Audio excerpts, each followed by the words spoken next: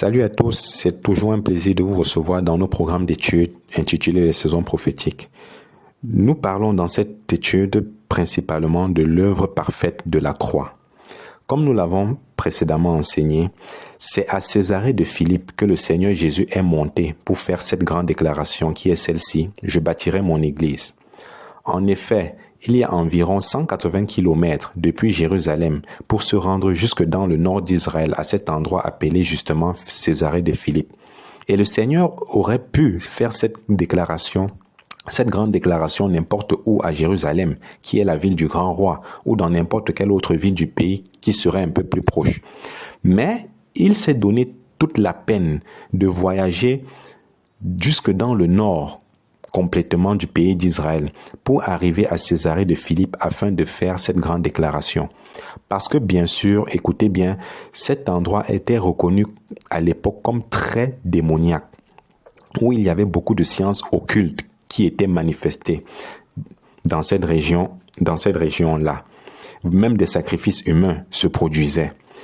Et cette région-là, justement, c'est dans cette région-là de Césarée de Philippe que se trouve le mont Hermon, parce qu'en fait, la ville de Césarée de Philippe est située vraiment au pied du mont Hermon. Ceci dit, lorsque nous y rendons à Césarée de Philippe, nous sommes véritablement au pied du mont Hermon. Et le mont Hermon dans la Bible occupe une grande place, vous le savez, parce que c'est en fait un portail entre l'au-delà et la planète Terre. Déjà qu'il y a différents portails sur cette planète Terre, comme nous le savons dans les Saintes Écritures, avec différents versets qui nous parlent de ces portails-là, mais particulièrement celui du mont Hermon, parce que c'est par ce portail que cette catégorie d'anges, écoutez bien, qu'on appelle les veilleurs, ont traversé pour se retrouver sur la terre. On sait que dans le côté angélique, il y a une hiérarchie, tant du côté des anges déchus que celui des bons anges. Puisque dans l'épître de Paul aux Éphésiens chapitre 6, on énumère certaines catégories d'anges déchus, d'esprits démoniaques et d'autres autorités dans les lieux célestes. Mais du côté des bons anges, parlant de ceux qui sont restés fidèles à Dieu, qui sont en fait des 2/3 des anges que Dieu avait créés, il y a aussi également une hiérarchie.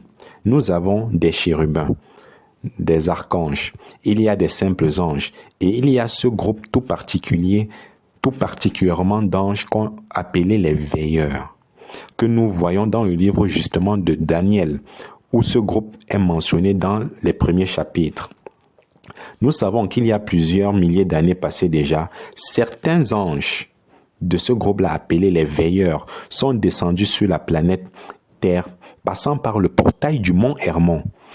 Et certains d'entre eux ont fait un pacte pour quitter leur demeure céleste et venir sur la terre s'accoupler avec des femmes humaines, ce qui a engendré la race de géants que vous lisez dans le livre de la Genèse chapitre 6, et qui a servi à corrompre vraiment l'humanité de cette époque-là, de cette génération-là, si bien que Dieu est intervenu par le déluge, comme nous le savons, afin d'exterminer la population mondiale de cette époque-là, qui était contaminée par les veilleurs.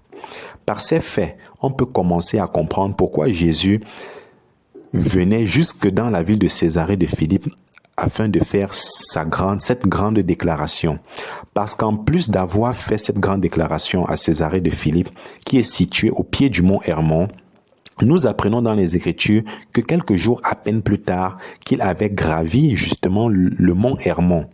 Et c'est là, dans ce lieu-là, dans cette montagne du mont Hermon, qu'a eu lieu la transfiguration que nous lisons dans les évangiles. Et à côté de lui est apparu Élie et de l'autre côté Moïse, comme nous le savons.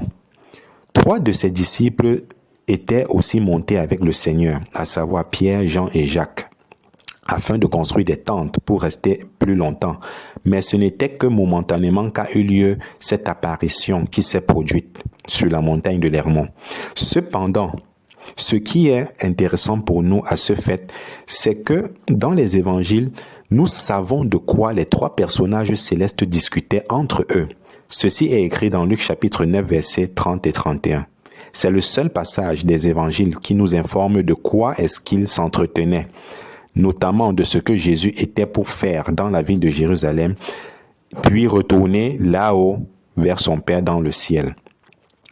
Alors, le Seigneur était à Césarée de Philippe pour faire sa grande déclaration qu'il devait bâtir son église, malgré l'opposition de l'ennemi, malgré l'opposition du séjour des morts, tel qu'il l'avait mentionné.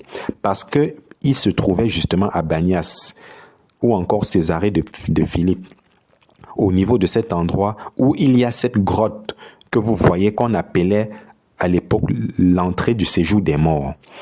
Et le Seigneur Jésus avait dit que ni la puissance du séjour des morts, ni la puissance démoniaque ne pourra rien contre son Église. Mais en plus de cela, au sommet du mont Hermon, Jésus, Élie et Moïse discutaient de sa crucifixion qui arriverait dans quelque temps et comment il triompherait et retournerait vers son Père là-haut dans le ciel. C'est comme si le Seigneur, en fait, a déclaré d'avance face à l'ennemi, face à toute la puissance du séjour des morts, que non seulement il bâtirait sa glorieuse église, mais que eux-mêmes seraient jugés par sa mort et sa glorieuse résurrection d'entre les morts. Puis, par la suite, son retour là-haut dans le ciel, auprès de son Père.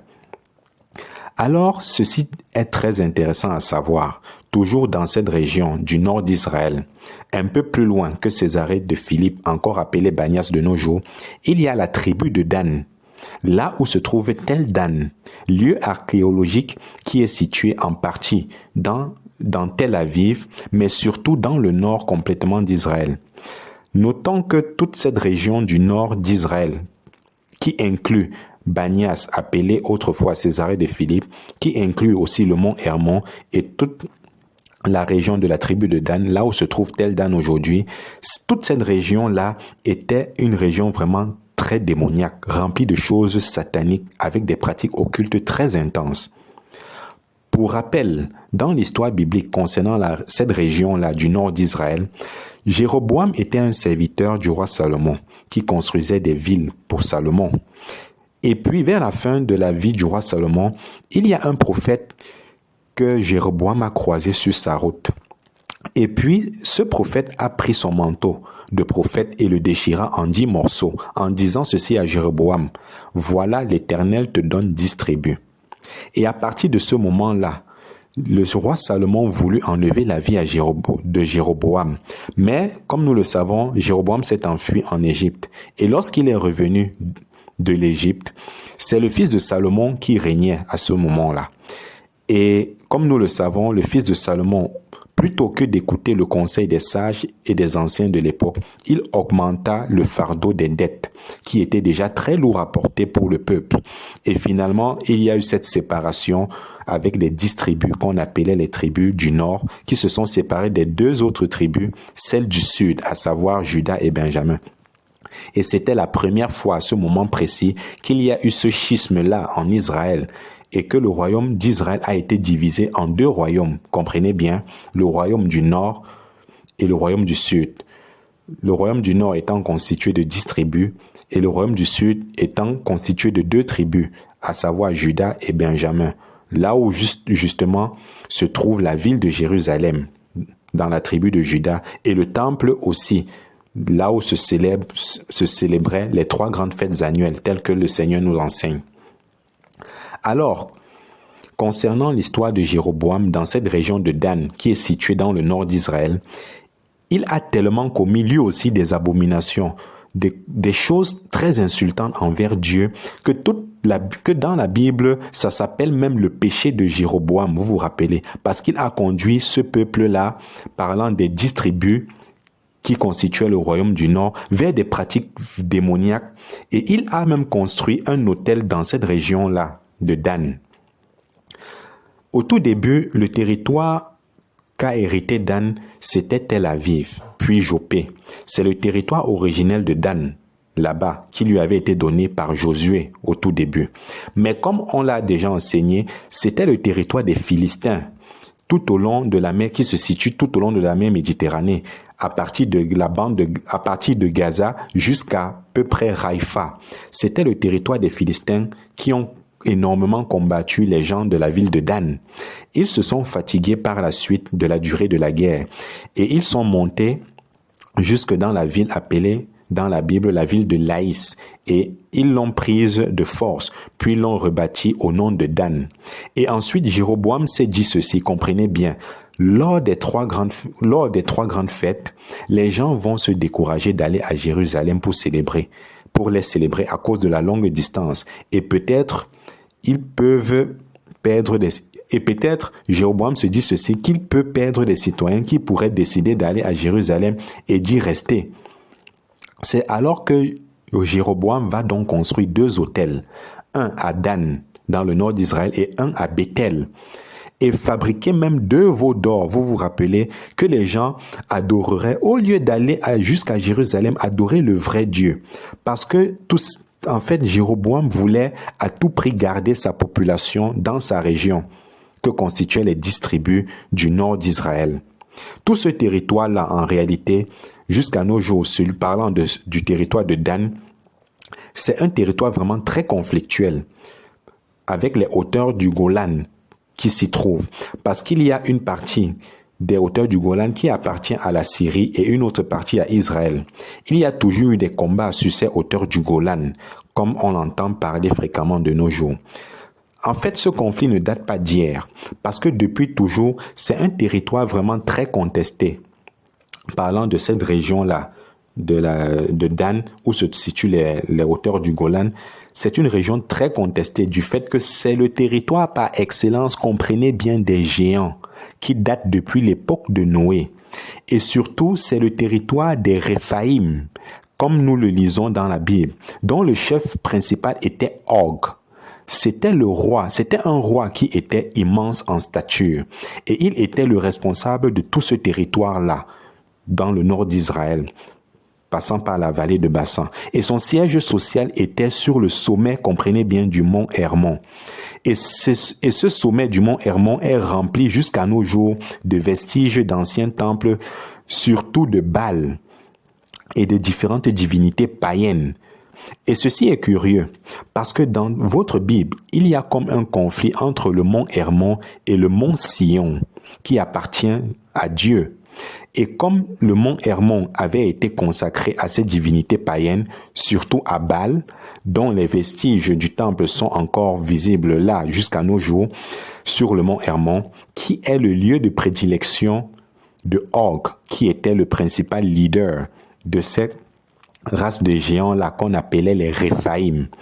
Et il y avait beaucoup d'activités démoniaques dans cette région de Dan, au niveau des hauteurs du Golan. C'est donc un territoire extrêmement conflictuel. Et c'est aussi comme un combat spirituel, écoutez bien, qui se livre depuis des milliers et des milliers d'années en fin de compte. Donc, le Seigneur s'étant rendu à Banias pour faire cette grande déclaration, avait une raison vraiment particulière de s'y rendre là-bas. Nous étudierons cette raison juste après celle qui l'a poussé à faire une si longue distance à pied avec ses disciples pour se rendre dans ces régions-là d'Israël, à savoir Banias, le mont Hermon, où se trouve la tribu de Dan, lieu où il y a eu cette transfiguration du Seigneur qui avait fait sa déclaration à Banias. Notez qu'au sujet du lieu où a eu lieu justement cette transfiguration du Seigneur qui est décrite dans nos Bibles comme ayant eu lieu sur une montagne, tel que c'est mentionné. Puisque dans cette région où s'est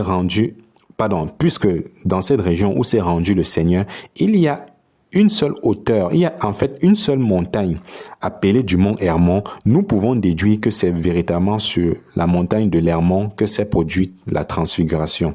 Ceci prend donc beaucoup de sens que la transfiguration ait eu lieu sur le sommet du mont Hermon, à cause justement de la situation conflictuelle de ce territoire-là avec la race des géants, qui sont des créatures vraiment démoniaques. Et beaucoup d'adorateurs d'esprits démoniaques, notamment, adorent ces entités-là dans cette région de Banias, anciennement appelée Césarée de Philippe. Alors, suite à ces faits, nous pouvons donc affirmer que le salut en Jésus-Christ est possible à cause de cette confrontation entre la puissance de Dieu et la puissance de Satan qui s'est vraiment faite à cet endroit-là, à Césarée de Philippe, encore appelé Banias, comme on l'appelle justement aujourd'hui. Le Seigneur Jésus-Christ a donc annoncé d'avance sa victoire. Non seulement il a confronté l'ennemi à Banias ou Césarée de Philippe, non seulement il a annoncé par avance sa victoire sur le sommet du mont Hermon et son retour au ciel, mais que pendant 3 jours et 3 nuits où son corps fut déposé dans le tombeau, son esprit est descendu dans le séjour des morts et il s'est passé beaucoup d'événements là-bas. Et l'un de ces événements majeurs, c'est qu'il a proclamé sa victoire à tous ces anges déchus qui venaient de ce groupe-là appelé les veilleurs.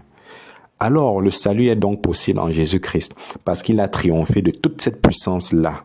Et nous devons savoir que la puissance de la croix est comme illimitée. Ce que nous voulons maintenant partager avec vous, ce sont les 2 aspects principaux de la croix de Golgotha. Que voici. Voici les 2 volets à l'œuvre de la croix. Le premier volet, c'est notre entrée dans le royaume du Seigneur. C'est par la croix de Golgotha que nous pouvons être pardonnés, sauvés et entrer dans le royaume de Dieu. Deuxièmement, le deuxième volet, c'est notre marche dans le royaume. La croix de Golgotha nous permet justement de marcher triomphalement durant notre marche chrétienne ici-bas, étant dans le royaume de Dieu jusqu'au jour où nous le verrons face à face.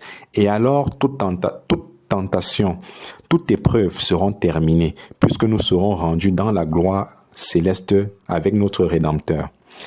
Ces 2 aspects ou ces 2 volets sont mis en évidence dans le livre de Matthieu chapitre 7, versets 13 et 14.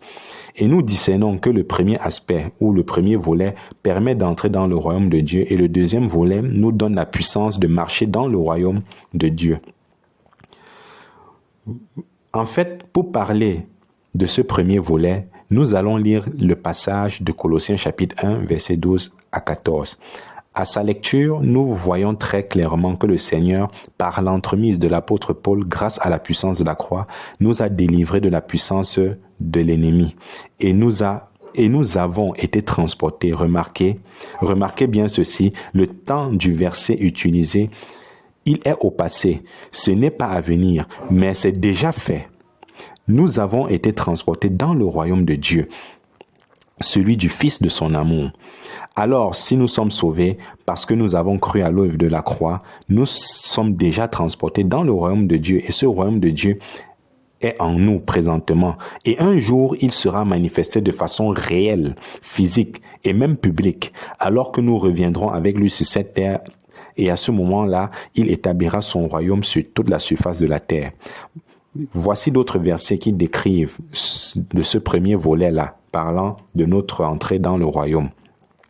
1 Pierre chapitre 1 verset 18 à 21, 1 Corinthiens chapitre 1 verset 18, Romains chapitre 1 verset 16, Galates chapitre 2 verset 20, Colossiens chapitre 1 verset 20, Colossiens chapitre 2 verset 14 et 15. Vous pouvez suivre avec une bonne concordance de nombreux versets qui parle dans le Nouveau Testament de la puissance de la croix, de l'œuvre parfaite de la croix et du fait que toute personne qui croit en l'œuvre de cette croix, ses péchés sont pardonnés, son nom reste écrit dans le livre de la vie et en plus, elle est transportée déjà dans le royaume de Dieu comme nous l'avons vu. En fait, la croix, selon les Écritures, est un scandale pour les Juifs, une folie pour les Grecs, une puissance pour les croyants. Ces 3 faits sont écrits dans 1 Corinthiens chapitre 1 verset 18, 1 Corinthiens chapitre 1 verset 23 et 24. Et nous comprenons donc clairement que pour certaines personnes encore aujourd'hui, chez le peuple juif, la croix est un scandale pour les Grecs ou encore le reste du monde en dehors qui existe en dehors du peuple juif. C'est une folie, mais à ceux qui sont appelés à la foi, elle est une puissance qui nous permet d'entrer et d'être transportés dans le royaume de Dieu et nous pourrons vivre selon les principes de la parole de Dieu tout au long de notre marche ici-bas. Et un jour, nous le verrons face à face et régner avec lui pour l'éternité.